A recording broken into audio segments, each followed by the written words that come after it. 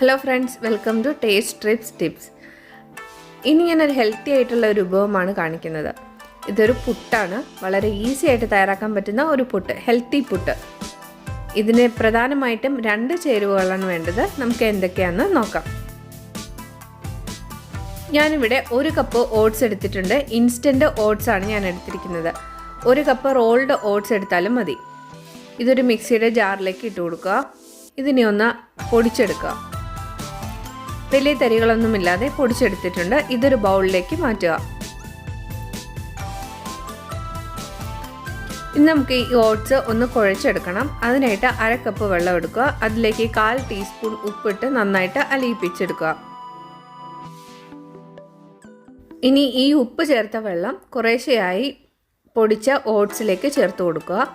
പുട്ടിന് നനയ്ക്കുന്നത് പോലെ കുറേശ്ശെ വെള്ളം ചേർത്ത് കുഴച്ചെടുക്കുക. ഓട്സിൽ വെള്ളം ചേർക്കുമ്പോൾ തന്നെ അതൊരു കട്ട കെട്ടിപ്പോവും. അത് പേടിക്കേണ്ട കാര്യമില്ല, നമുക്കത് ശരിയാക്കി എടുക്കാം. ഒരു കുഴഞ്ഞ പരുവത്തിലായിരിക്കും നമുക്ക് ഓട്സ് കുഴയ്ക്കുമ്പോൾ വെള്ളം ഒഴിച്ചു കൊടുക്കുമ്പോൾ കിട്ടുന്നത്.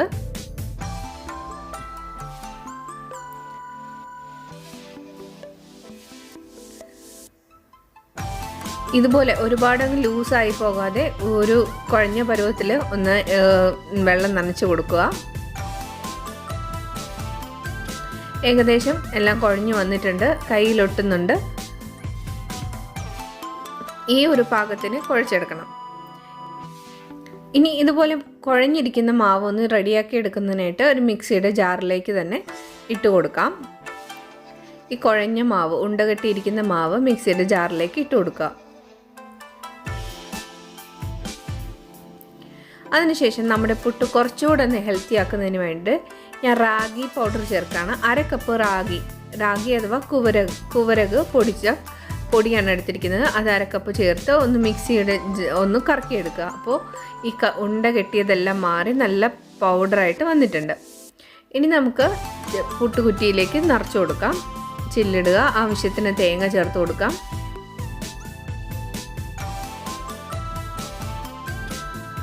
ഇത് ബാക്കിയെല്ലാം സാധാരണ ചെയ്യുന്ന പോലെയാണ്. ഈ ഒരു ഹെൽത്തി പുട്ട് വളരെ ഈസി ആയിട്ട് ഉണ്ടാക്കാൻ പറ്റും. വളരെ ഗ്ലൈസീമിക് ഇൻഡെക്സ് കുറഞ്ഞ ഒരു പുട്ടാണ്. ഇതെല്ലാവരും ഒന്ന് ട്രൈ ചെയ്ത് നോക്കണം. ടേസ്റ്റൊക്കെ നല്ലതാണ്. റാഗി മാത്രം ഉണ്ടാക്കുമ്പോൾ ഒരു ടേസ്റ്റിനൊരു ചെറിയൊരു കുറവുണ്ട്. അപ്പോൾ ഈ ഓട്സുമായിട്ട് ചേർത്ത് കഴിക്കുമ്പോൾ വലിയ കുഴപ്പമില്ല. ഒരു ഗോതമ്പ് പുട്ടിൻ്റെയൊക്കെ ഒരു ടെക്സ്ചറിൽ ആ ഒരു ടേസ്റ്റിലൊക്കെ നമുക്ക് കഴിക്കാൻ പറ്റുന്നുണ്ട്. പകുതി വരെ ഞാൻ മാവ് ഫില്ല് ചെയ്ത് കൊടുത്തു. അതിനുശേഷം വീണ്ടും കുറച്ചുകൂടെ തേങ്ങ ചേർത്ത് കൊടുക്കുക.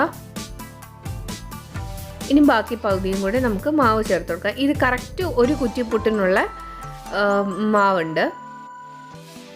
2 ആൾക്ക് കഴിക്കാൻ പറ്റും. ലാസ്റ്റിൽ ബാക്കി വന്ന തേങ്ങ മുകളിലേക്ക് ചേർത്ത് കൊടുക്കുക. അടച്ച ശേഷം നമുക്ക് ആവിയിൽ വെച്ച് വേവിച്ചെടുക്കാം. ആവി കുറ്റിക്ക് മുകളിലൂടെ വന്ന ശേഷം ഒരു 5 മിനിറ്റെങ്കിലും വെച്ച് വേവിച്ചെടുക്കണം. ആവിയിൽ ഒരു 5 മിനിറ്റെങ്കിലും വെന്ത് വരണം. അതിനുശേഷം മാത്രമേ നമ്മൾ പുട്ട് തീ ഓഫ് ചെയ്യാവൂ. 5 മിനിറ്റ് കഴിഞ്ഞിട്ടുണ്ട്. ഇനി നമുക്ക് പുട്ട് ഒരു പാത്രത്തിലേക്ക് മാറ്റാം. അപ്പോൾ ഈ ഹെൽത്തി പുട്ട് എല്ലാവർക്കും ഇഷ്ടമായി എന്ന് വിചാരിക്കുന്നു. എല്ലാവരും ട്രൈ ചെയ്ത് നോക്കിയിട്ട് കമൻറ്റ്സ് അറിയിക്കണം. ഇത് നല്ല ടേസ്റ്റുള്ളൊരു പുട്ടാണ്. ഗോതമ്പ് പുട്ട് പോലെ തന്നെ എല്ലാവർക്കും ഇഷ്ടപ്പെടുന്ന ഒരു പുട്ട് തന്നെയാണിത്. എല്ലാവരും ട്രൈ ചെയ്ത് നോക്കിയ ശേഷം കമൻറ്റ്സ് അറിയിക്കുക. അതുപോലെ വീഡിയോ ഇഷ്ടപ്പെട്ടാൽ ഷെയർ ചെയ്യാനും ലൈക്ക് ചെയ്യാനും മറക്കരുത്. താങ്ക്